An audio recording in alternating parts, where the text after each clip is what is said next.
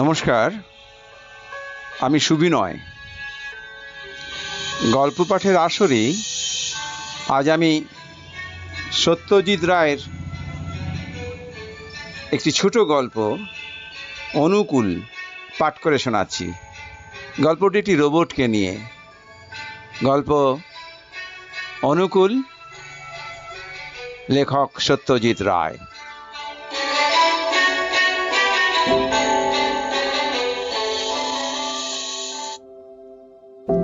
এর একটা নাম আছে তো? নিকুঞ্জবাবু জিজ্ঞাসা করলেন। আগে হ্যাঁ, আছে বই কি। কি বলে ডাকবো? অনুকূল। চৌরঙ্গিতে রোবট সাপ্লাই এজেন্সির দোকানটা খুলেছে মাস 6 হলো।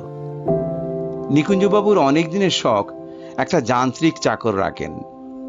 ইদানিং ব্যবসায় বেশ ভালো আয় হয়েছে, তাই শখটা মিটিয়ে নেবার জন্য এসেছেন। নিকুঞ্জবাবু রোবটটার দিকে চাইলেন।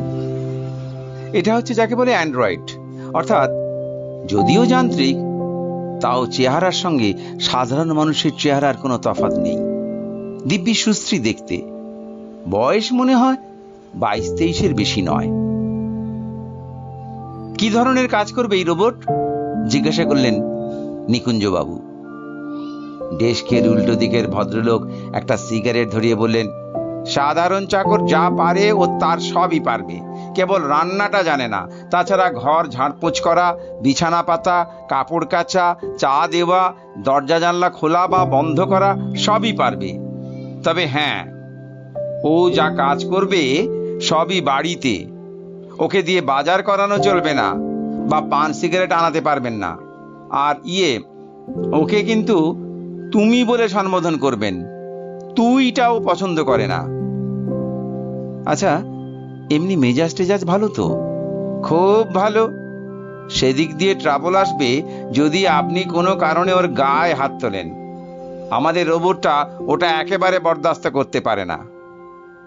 সেটার অবশ্যই কোনো সম্ভাবনা নেই, কিন্তু ধরুন যদি কেউ ওকে একটা চর মারলো, তাহলে কি হবে? তাহলে ও তার প্রতিশোধ নেবে। কিভাবে? ওর ডান হাতের তর্জনীর সাহায্যে ও হাই ভোল্টেজ ইলেকট্রিক শক দিতে পারে। হ্যাঁ, তাহলে তো মৃত্যু হতে পারে। তা পারে বই কি।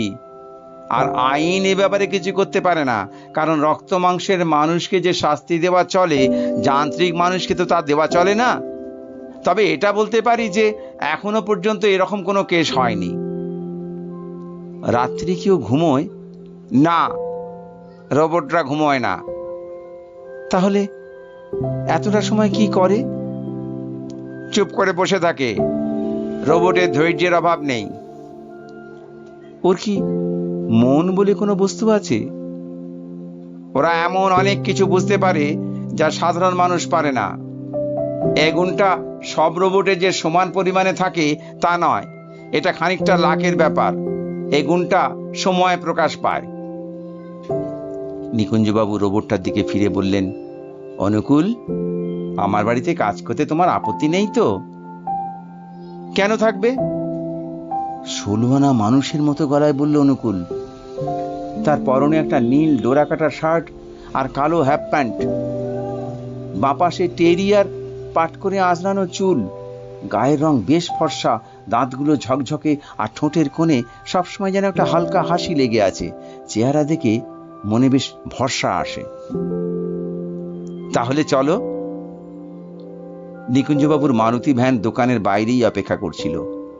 অনুকূলের জন্য চেকটা দিয়ে রসিদ নিয়ে তিনি বেরিয়ে পড়লেন। তিনি লক্ষ্য করলেন যে ভৃত্যের হাঁটাচলা দেখেও সে যে যান্ত্রিক মানুষ সেটা বোঝার কোনো উপায় নেই। নিকুঞ্জবাবু বাড়ি করেছেন সল্টলেকে, বিয়ে করেননি।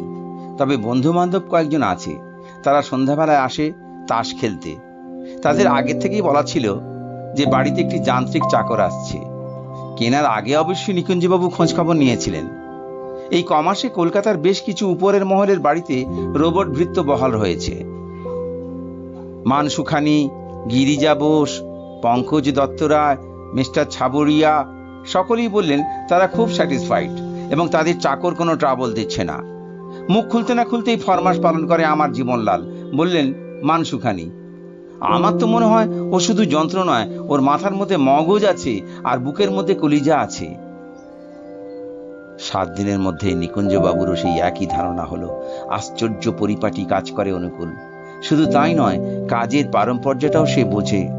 বাবু স্নানের জল চাইলে সেটা দেবার সঙ্গে সঙ্গে সাবান তুয়ালে যথাস্থানে রেখে বাবু কি কাপড় পরবেন, কি জুতো পরবেন স্নান করে এসে, সেটাও পরিপাটি করে ঠিক জায়গায় সাজিয়ে রেখে দেয়।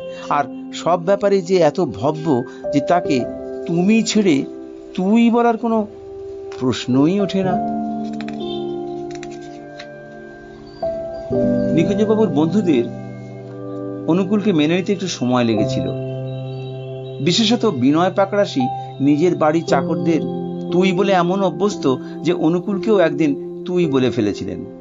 তাতে অনুকূল গম্ভীরভাবে বলে, আমাকে তুই বললে কিন্তু তোমাকেও আমি তুই বলবো। এরপর থেকে বিনয়বাবু আর কোনোদিন এ ভুলটা করেননি। নিকুঞ্জবাবুর সঙ্গে অনুকূলের একটা বেশ সুন্দর সম্পর্ক গড়ে উঠল। অনুকূল বেশিরভাগ কাজই হুকুম করার আগেই করে ফেলে। এটা অবশ্যই নিকুঞ্জবাবু বেশ আশ্চর্য বলে মনে হয়। কিন্তু রোবট সাপ্লাই এজেন্সির মিস্টার ভৌমিক বলেছিলেন যে তাদের কোনো কোনো রোবটের মস্তিষ্ক বলে একটা পদার্থ আছে, চিন্তা শক্তি আছে। অনুকূল নিশ্চয়ই সেই শ্রেণীর রোবটের মধ্যে পড়ে। ঘুমানোর ব্যাপারটা সম্বন্ধে নিকুঞ্জবাবু ভৌমিকের কথা পুরোপুরি বিশ্বাস করতে পারেননি। যে এতটাই মানুষের মতো সে সারা রাত জেগে বসে থাকবে, এও কি সম্ভব?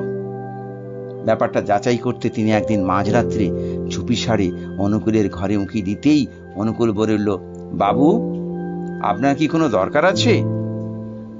নিকুঞ্জবাবু অপ্রস্তুত হয়ে, না না না, ঠিক আছে ঠিক আছে বলে নিজের ঘরে ফিরে গেলেন। অনুকূলের সঙ্গে কাজের কথা ছাড়াও অন্য কথা বলে দেখেছেন নিকুঞ্জবাবু। তিনি দেখে আশ্চর্য হয়েছেন অনুকূলের জ্ঞানের পরিধিটা কত বিস্তীর্ণ। খেলাধুলা, বায়োস্কোপ, থিয়েটার, নাটক, নোভেল সবকিছু নিয়েই কথা বলতে পারে অনুকূল। আর সত্যি বলতে কি, অনুকূল এসব বিষয়ে যত জানে নিকুঞ্জবাবু তার অর্ধেকও জানেন না। বাহাদুরি বলতে হবে এই রোবট প্রস্তুতকারকদের। কত কি জ্ঞান পূর্তে হয়েছে এই যন্ত্রের মধ্যে। কিন্তু সুসময়েরও শেষ আছে। অনুকূল আসার 1 বছরের মধ্যে নিকুঞ্জবাবু তার ব্যবসায় কতগুলো বেচাল ছেড়ে তার আর্থিক অবস্থার বেশ কিছুটা অবনতি করে ফেললেন। অনুকূলের জন্য মাসে তার ভাড়া লাগে 2000 টাকা। সে টাকা এখনো তিনি নিয়মিত দিয়ে আছেন, কিন্তু কতদিন পারবেন সেটাই হলো প্রশ্ন। এবার একটু বেশি হিসাব করে চলতে হবে নিকুঞ্জবাবুকে। রোবট এজেন্সির নিয়ম হচ্ছে যে 1 মাসের ভাড়া বাকি পড়লেই তারা রোবটকে ফেরত নিয়ে নেবে। কিন্তু হিসেবে গন্ডগোল করে দিল একটা ব্যাপার। ঠিক এই সময় নিকুঞ্জবাবুর সেজৌ কাকা এসে উপস্থিত হলেন। বললেন, চন্দননগরে আর একা একা ভালো লাগছে না রে, তাই ভাবলাম তোর সঙ্গে কটা দিন কাটিয়ে যাই। নিকুঞ্জবাবুই সেজৌ কাকা, নাম নিবারণ বাণুজ্যে, মাঝে মাঝে ভাইপোর কাছে এসে কটা দিন থেকে যান। নিকুঞ্জবাবুর বাবা অনেকদিন আগেই মারা গেছেন। 3 কাকার মধ্যে একমাত্র ইনি অবশিষ্ট। খিটখিটে মেজাজের মানুষ, শোনা যায় ওকালতি করে অনেক পয়সা করেছেন। তবে বাইরের হালচালে তা বোঝার উপায় নেই। আসলে ভদ্রলোক বেজায় কঞ্জুস। কাকা যখন এসেই পড়েছেন তখন থাকবেন নিশ্চয়ই। কিন্তু একটা ব্যাপার, নিকুঞ্জবাবু বললেন, গোড়াতেই আপনাকে জানিয়ে দেওয়া দরকার, আমার একটি যান্ত্রিক চাকর আছে। আজকাল কলকাতায় কয়েকটা রোবট কোম্পানি হয়েছে, জানেন তো? তা তো জানি, বলেন নিবারণ বাণিজ্যে। কাগজে বিজ্ঞাপন দেখেছি বটে, কিন্তু চাকরের জাতটা কি শুনি। আমার আবার ওদিকে একটু কড়াকড়ি, জানোই তো। ও কি রান্নাও করে নাকি? না না না, আশ্বাস দিলেন নিকুঞ্জবাবু। রান্নার জন্য আমার সেই পুরনো বৈকুণ্ঠই আছে, কাজী আপনার কোনো ভাবনা নেই। আর এই চাকরের নাম অনুকূল, আর একে তুমি বলে সম্বোধন করতে হয়। তুইটাও পছন্দ করে না। পছন্দ করে না? না। ওর পছন্দ অপছন্দ মেনে চলতে হবে বুঝি আমাকে? শুধু আপনাকে না, সকলকেই। তবে ওর কাজে কোনো ত্রুটি পাবেন না। তা তুই এই ফ্যাসাদের মধ্যে আবার যেতে গেলি কেন? বললাম তো, ও কাজ খুব ভালো করে। তাহলে একবার ডাক তোর চাকরকে, আলাপটা অন্তত সেরে নি। নিকুঞ্জবাবু ডাক দিতেই অনুকূল এসে দাঁড়ালো। ইনি আমার সেজ কাকা, বললেন নিকুঞ্জবাবু। এখন আমাদের বাড়িতে কিছুদিন থাকবেন। যে আজ্ঞে।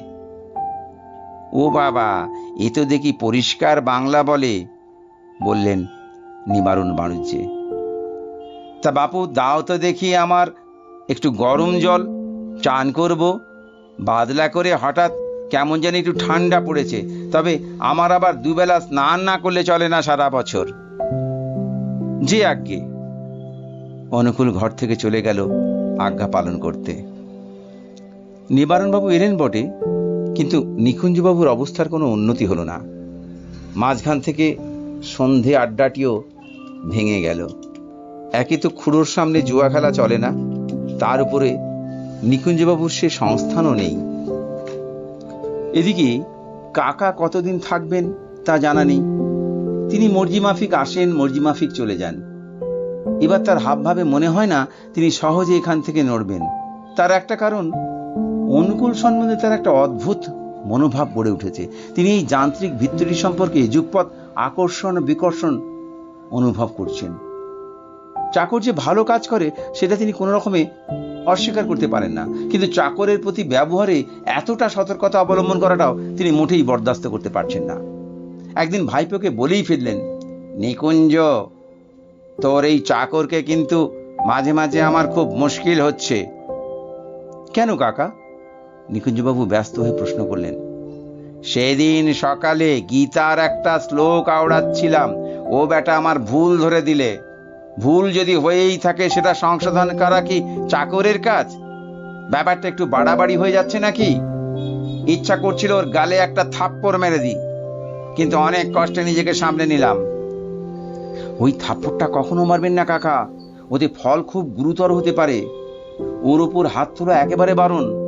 আপনি তার চেয়ে বরং ওর কাছাকাছি থাকলে গীতাটিতে আওড়াবেন না, সবচেয়ে ভালো হয় একেবারে চুপ থাকলে। নিবারণবাবু গজগজ করতে লাগলেন। এদিকে নিকুঞ্জবাবুর অবস্থার কোনো উন্নতি হয়নি। অনুকূলের জন্য মাসে 2000 করে দিতে এখন ওর বেশ কষ্টই হচ্ছে। একদিন অনুকূলকে ডেকে কথাটা বলেই ফেললেন। অনুকূল, আমার ব্যবসায় বড় মন্দা চলেছে। সে আমি জানি। তা তো জানো, কিন্তু তোমাকে আমি আর কতদিন রাখতে পারবো জানি না, অথচ তোমার উপর আমার একটা মায়া পড়ে গেছে। আমাকে একটু ভাবতে দিন এই নিয়ে। কি নিয়ে? আপনার অবস্থা যদি কিছু উন্নতি করা যায়। সে কি, তুমি ভেবে কিছু করতে পারবে? ব্যবসাটা তো আর তোমার লাইনের ব্যাপার নয়। তবু দেখি না ভেবে কিছু করা যায় কিনা। তা দেখো, কিন্তু সেরকম বুঝলে তোমাকে আবার ফেরত দিয়ে আসতে হবে। এই কথাটা তোমাকে আগে থেকে জানিয়ে রাখলাম। যে আজ্ঞে। 2 মাস কেটে গেল। আজ আষাঢ় মাসের রবিবার। নিকুঞ্জবাবু বুঝতে পারছেন টেনে টুনে আর 2 মাস তিনি অনুকূলের ভাড়া দিতে পারবেন। তারপর তাকে মানুষ চাকরের খোঁজ করতে হবে। সত্যি বলতে কি, খোঁজ তিনি এখনই আরম্ভ করে দিয়েছেন। ব্যাপারটা তার মোটেই ভালো লাগছে না। তার উপর আবার সকাল থেকে বৃষ্টি, তাই মেজাজ আরো খারাপ। খবরের কাগজটা পাশে রেখে অনুকূলকে ডাকতে যাবেন এক পেয়ালা চায়ের জন্য, এমন সময় অনুকূল নিজেই এসে হাজির। কি অনুকূল, কি ব্যাপার? আগে একটা দুর্ঘটনা ঘটে গেছে। কি হলো? নিবারণবাবু জানলার ধারে দাঁড়িয়ে রবীন্দ্রনাথের একটা বর্ষার গান করছিলেন। এমন সময় কথার ভুল করে ফেলেন।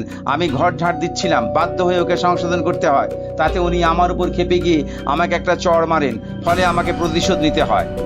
প্রতিশোধ? আগে হ্যাঁ, একটা হাই ভোল্টেজ শক ওকে দিতে হয় ওর নাভিতে। তা মানে? উনি আর বেঁচে নেই। অবশ্যই সেই সময় আমি যে শকটা দিয়েছিলাম, কাছেই একটা জোরে বাজ পড়েছিল। হ্যাঁ হ্যাঁ, আমি শুনেছিলাম বটে, বাজ পড়েছিল। কাজেই মৃত্যুর আসল কারণটা কি সে আপনার বলার দরকার নেই। কিন্তু কিন্তু আপনি চিন্তা করবেন না, এতে আপনার মঙ্গলই হবে। আর হলো তাই। এই ঘটনার 2 দিন পরেই উকিল ভাস্কর বোস নিকুঞ্জবাবুকে ফোন করে জানালেন যে নিবারণবাবু তার সম্পত্তি উইল করে রেখে গিয়েছেন তার ভাইপোর নামে। সম্পত্তির পরিমাণ হলো 11.5 লক্ষ টাকা।